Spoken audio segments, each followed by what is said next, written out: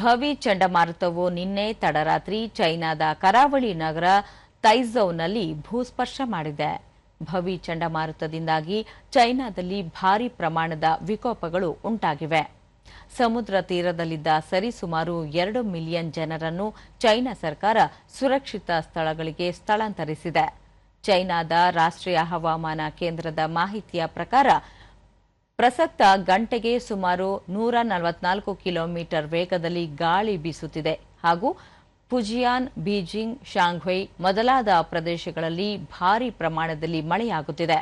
ನೆರೆ ಪೀಡಿತ ಜೆಜಿಯಾಂಗ್, ಫುಜಿಯಾಂಗ್ ಮತ್ತು ಬೀಜಿಂಗ್ಗಳಲ್ಲಿ ಸರ್ಕಾರ ಸಮರೋಪಾದಿಯಲ್ಲಿ ರಕ್ಷಣಾ ಕಾರ್ಯಾಚರಣೆ ಕೈಗೊಂಡಿದ್ದು 1.7 ಮಿಲಿಯನ್ ಜನರನ್ನು ಸುರಕ್ಷಿತ ಸ್ಥಳಗಳಿಗೆ ಸ್ಥಳಾಂತರಿಸಿದ್ದಾರೆ.